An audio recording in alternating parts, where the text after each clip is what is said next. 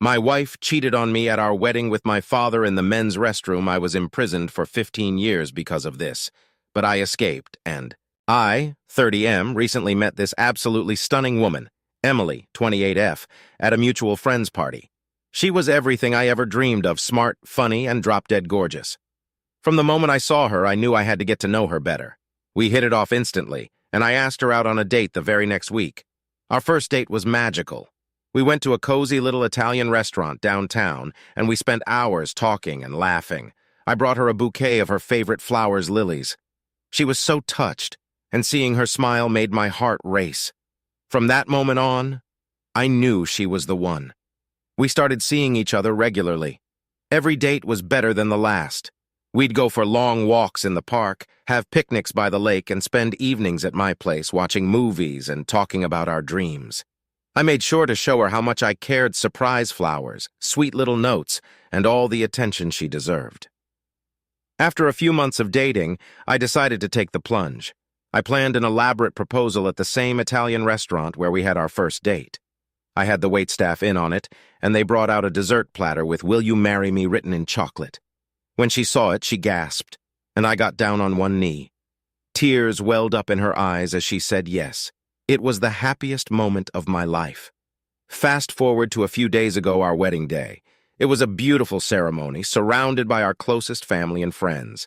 Emily looked breathtaking in her wedding dress, and I couldn't believe how lucky I was. After exchanging our vows and sealing it with a kiss, we were officially married. It was surreal. The reception was a blast. We had a fantastic band, great food, and everyone was having a wonderful time. After our first dance as husband and wife, I hit the dance floor with my buddies. We were all having a great time, and I couldn't stop gushing about how amazing my wife was. "Isn't she the hottest woman ever?" I kept telling my friends, who all nodded in agreement. After a while, I realized I hadn't seen Emily for a bit. I asked around, and one of her friends mentioned she had gone to the restroom. Wanting to check on her, I headed towards the restrooms to make sure she was okay. I walked towards the restrooms, weaving through the crowd of guests who were dancing, chatting, and having a great time. The atmosphere was electric, and the happiness in the air was palpable. As I approached the restrooms, I couldn't help but smile to myself, thinking about how perfect the day had been so far.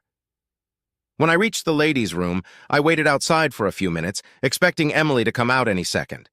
But after 5 minutes, there was still no sign of her. I started to feel a little worried. Maybe she wasn't feeling well, or perhaps something had happened. I decided to ask one of her bridesmaids, Sarah, if she had seen Emily.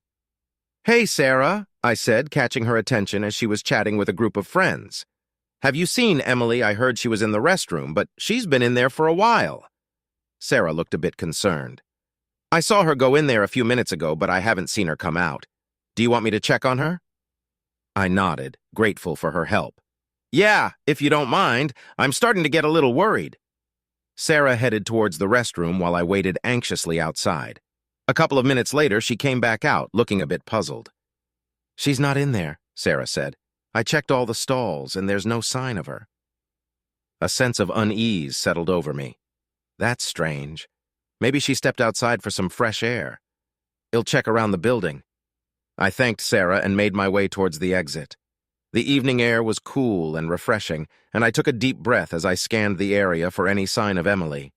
I walked around the perimeter of the building, peering into the shadows and calling her name softly, but there was no response. Feeling increasingly concerned, I headed back inside and decided to ask more people if they had seen her. I approached a group of her friends who were standing near the bar. "Hey guys," I said, trying to keep my voice steady. "Have any of you seen Emily? I can't seem to find her." They exchanged worried glances and shook their heads. "No, we haven't seen her for a while," one of them said. "She was dancing with us earlier, but then she said she needed to use the restroom, and we haven't seen her since." I thanked them and continued my search, making my way through the reception hall and asking anyone I came across if they had seen my wife. The more people I asked, the more worried I became. No one had seen her, and it felt like she had vanished into thin air. As I made my way back towards the restrooms, I ran into one of my groomsmen, Mike. "Hey, man," I said, trying to keep my voice calm. "Have you seen Emily? She's been missing for a while now, and no one seems to know where she is." Mike's brow furrowed with concern. No, I haven't seen her. Do you want me to help you look for her? Yeah, that would be great, I said, relieved to have some backup. Let's split up and check the entire building. She has to be somewhere around here. Mike and I began our search, checking every room, hallway, and corner of the venue. We asked every guest we encountered if they had seen Emily, but no one had any information. My worry was growing by the minute, and I couldn't shake the feeling that something was terribly wrong. After what felt like an eternity of searching, Mike and I reconvened near the entrance. "Any luck?" he asked, his expression mirroring my own concern. I shook my head, feeling a knot of anxiety tightening in my chest. "No, nothing. It's like she disappeared." Just then I saw Sarah approaching us, her face pale and her eyes wide with worry. "I just checked with the catering staff," she said, her voice trembling. "They said they saw Emily heading towards the back exit a while ago. I think she might have gone outside." My heart skipped a beat. "Let's go check," I said, my voice urgent. Mike, Sarah, and I hurried towards the back exit, pushing open the door and stepping out into the night. The area behind the venue was dimly lit, and I could barely make out the shapes of parked cars and the outline of a small garden. We called out Emily's name, our voices echoing in the stillness. There was no response. We split up again, searching the parking lot and the garden, but Emily was nowhere to be found. I was starting to panic, my mind racing with all the worst-case scenarios. Where could she be? Was she hurt? Had something happened to her? Just as I was about to call the police, I heard the faint sound of footsteps approaching. I turned around to see Emily emerging from the shadows, looking a bit disheveled but otherwise unharmed. "Emily!" I exclaimed, rushing towards her and pulling her into a tight embrace. "Where have you been? I've been worried sick." She looked up at me with a tired smile. "I'm sorry, I didn't mean to worry you. I just needed some air and a moment to myself. The reception was getting a bit overwhelming." I sighed with relief, my heart finally starting to slow down. "I'm just glad you're okay. I was really worried when I couldn't find you."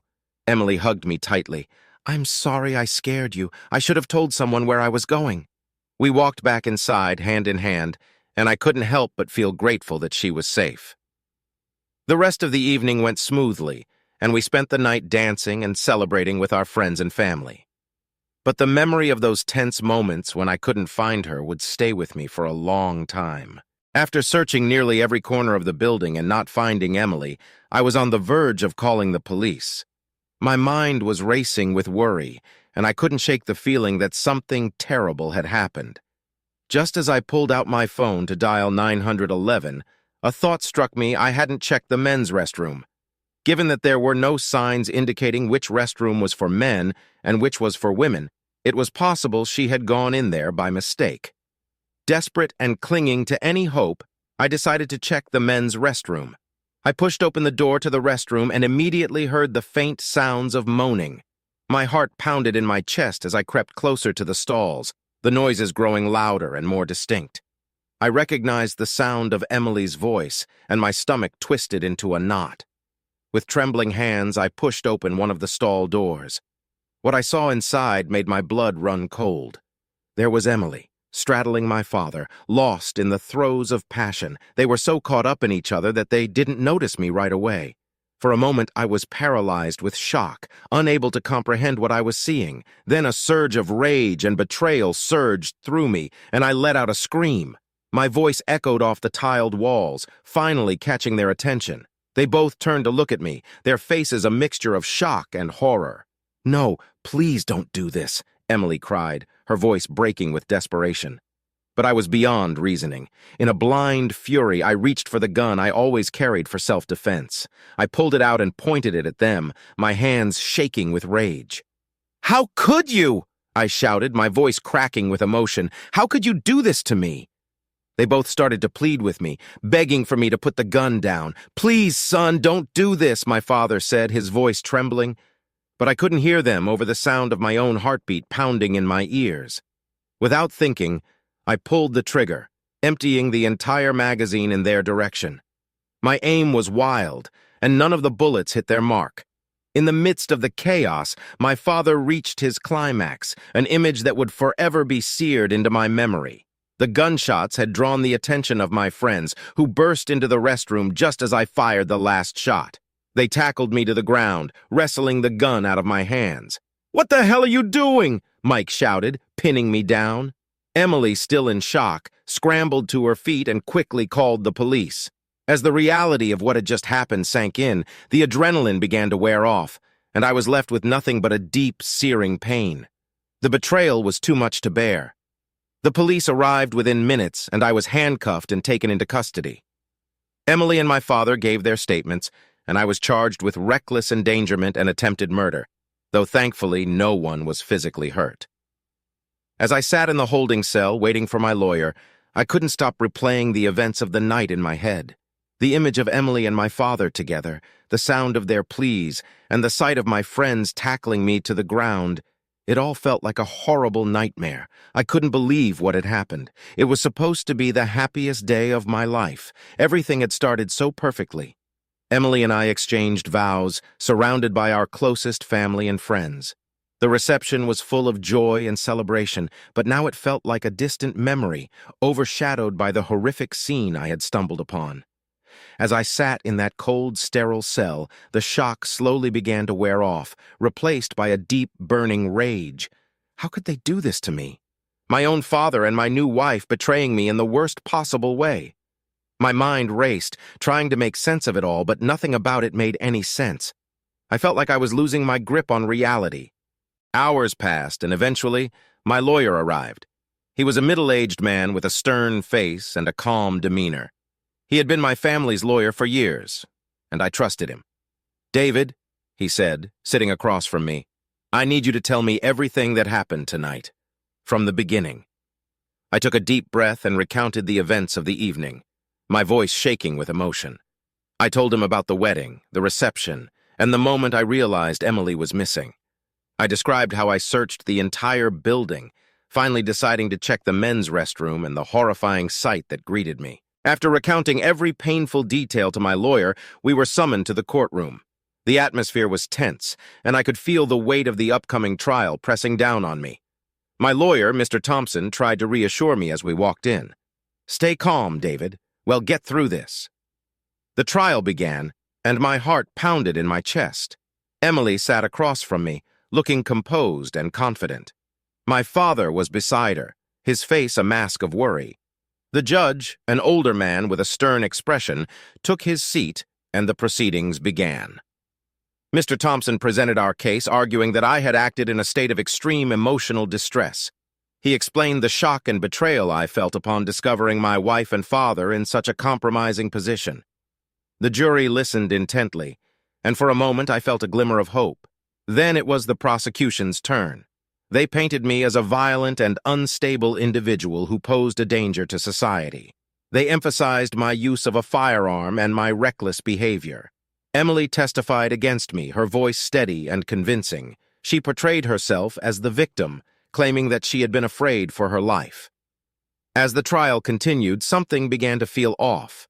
The judge seemed unusually dismissive of our arguments and overly accommodating to the prosecution. My lawyer noticed it too, but there was little we could do. The entire trial felt rushed, as if a decision had already been made. After only 20 minutes of deliberation, the judge delivered the verdict. "David Thompson, you are hereby sentenced to 15 years in prison for reckless endangerment and assault with a deadly weapon." I was stunned. How could this be happening? The evidence was clear, yet it felt like a farce. My lawyer tried to protest, but the judge quickly dismissed him. It wasn't until later that I learned the truth. Emily had bribed the judge to ensure my conviction. The betrayal cut even deeper, and I was left feeling completely hopeless. A few days after my conviction, I was transferred to a maximum security prison. The environment was harsh and unforgiving, a stark contrast to the life I once knew. My cellmates were hardened criminals, many of them serving life sentences for heinous crimes. I was placed in a cell with two men, Jake and Mark. They were both convicted serial killers, and their reputations preceded them. At first, I was terrified, but as time went on, I began to realize that they were more than just their crimes. They were human beings who had been through hell and back. Jake was the first to reach out to me. "Hey, new guy. What's your story?" he asked one night as we sat in our cell. I hesitated at first, but decided to open up. I told them everything: the wedding, the betrayal, and the rushed trial. They listened intently, nodding in understanding. When I finished, Jake sighed. Man, that's tough. Sounds like you got seriously screwed over. Mark chimed in. You're not the only one here who got a raw deal. Most of us did. The system's corrupt, and people like us pay the price. Over the next few weeks, Jake and Mark took me under their wing. They taught me the rules of survival in prison: who to trust, who to avoid, and how to handle myself in dangerous situations. They showed me how to navigate the complex social hierarchy and avoid unnecessary conflicts. Despite the bleak circumstances, we found ways to make the best of our time. We shared stories, played cards, and even found humor in the darkest of situations. In a strange way, I found a sense of camaraderie with them, a bond forged in the crucible of our shared suffering. One day, during our daily exercise in the yard, Jake approached me with a serious look on his face. David, we've been talking. We're thinking about escaping. The idea seemed ludicrous at first, but as Jake and Mark laid out their plan, I began to see the glimmer of possibility. They had been working on the details for months, and they believed they had found a way to break out during our weekly recreation time. We're tired of rotting away in here, Jake said, and it sounds like you have some unfinished business on the outside. He was right. The thought of Emily and my father living their lives unpunished for their betrayal gnawed at me every day. I agreed to join their plan, and we spent the next few weeks meticulously preparing for our escape. We planned to make our move during a special extended exercise period that was granted to us every month. The day of our escape finally arrived. My heart pounded in my chest as we put our plan into motion. Jake, Mark, and I moved swiftly and silently, navigating the prison's corridors with practiced precision. The guards were distracted, just as we had anticipated, and we slipped through the gaps in their surveillance with ease. The moment we breached the perimeter fence and felt the cool night air on our faces, a sense of exhilaration washed over us. We were free. We didn't waste any time. We headed straight for the border, crossing it under the cover of darkness. Once we were safely across, we began the process of creating new identities. With the help of some contacts Jake and Mark had on the outside, we obtained fake passports and set up new lives for ourselves. But we weren't content to simply disappear. I had unfinished business with Emily, and my friends were more than willing to help me see it through. We made our way back to the city where it all began and rented a small house near Emily's residence. From there, we began to observe her, learning her routines and habits. We watched as she went about her daily life, seemingly carefree and unburdened by the destruction she had caused. It made my blood boil to see her living so freely while I had suffered so much. Jake, Mark, and I meticulously planned our next move, ensuring that every detail was accounted for. After weeks of observation, we finally saw our opportunity. Emily had a routine. She would leave her house every morning at 7:30 to go for a run in the nearby park. We decided that this was the perfect time to set our plan into motion. We framed her for a series of crimes that would ensure her downfall.